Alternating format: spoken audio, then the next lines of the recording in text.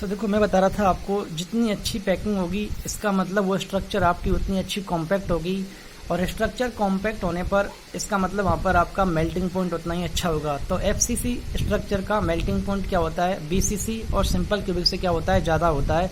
ये अपने को ध्यान रखना है, ठीक है। अब देखो ये टेबल है जो आपको लर्न करनी है।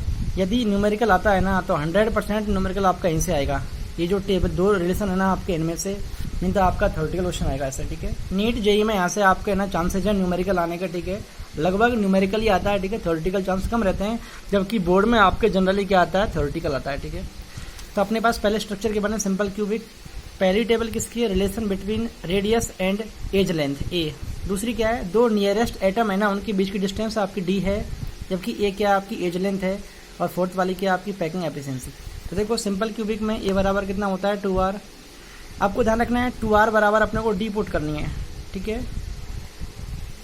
तो ये ए बराबर कितना होगा, डी क्या है, दो नियरेस्ट एटम के बीच की डिस्टेंस है। पैकिंग एफिशिएंसी कितनी होगी आपकी, 52.4%। बीसीसी में √3 = 4r होगा। तो 2r बराबर डी पुट किया तो कितना आया, √3 = 2d।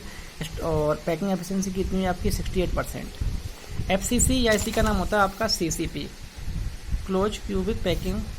√2 = 4r, 2r बराबर डी पुट किया तो ये आया, ठीक है। एचसीपी में आपको ध्यान रखना है पैकिंग एफिशिएंसी कितनी होती है, 74%। अपने सिलेबस में बस इतना ही दे रखा है।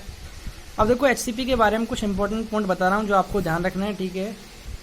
बोर्ड में तो नहीं आते लेकिन आईआईटी में क्वेश्चन पूछता है यहाँ से, ठीक है। तो ये तो आपकी डायग्राम होता है इसमें, ठीक है।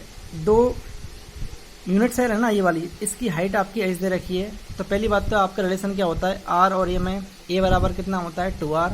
तो आर कितना आया आपका यहाँ से, a/2। जेड कितना होता है, 6। ये हम पहले कर चुके हैं, कैसा आया था ये, ठीक है।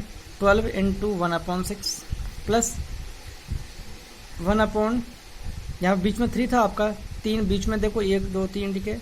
और 2 फेस सेंटर लिए थे हमने अपोजिट वाले, तो 1/2 × 2, यहाँ से कितना है आपका 6। कोऑर्डिनेशन नंबर कितना होता है, 12। पैकिंग एफिशिएंसी कितनी होती है, 74%।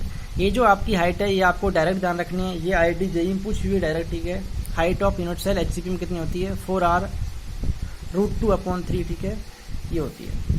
इसमें आपका अरेंजमेंट कैसा होता है, एबी टाइप का क्या होता है, इसमें आपका अरेंजमेंट होता है, ठीक है। तो ये आपको ध्यान रखना है। तो ये अपनी पैकिंग एफिशिएंसी खत्म हो चुकी है। बीसीसी एफसीसी की जनरली एग्जाम में आती है, ठीक है। तो आपको दोनों के डेरिवेशन अच्छे से याद करने हैं। ये जो टेबल है मैं आपको वापस बोल देता हूँ, कोई सी भी एग्जाम हो जनरली आपका न्यूमेरिकल इनमें से आता है, या फिर आपका ऐसा आता है आपका एलिमेंट कॉर्नर पर प्रेजेंट है 1/3 आपका एफसीसी में, ऐसे कुछ न्यूमेरिकल आते हैं जो हम कर चुके हैं, या फिर आपका यहाँ से आता है न्यूमेरिकल, ठीक है।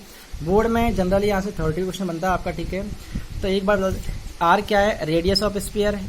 स्मॉल ए क्या है, एज लेंथ। और डी क्या है, दो नियरेस्ट एटम के बीच की डिस्टेंस है।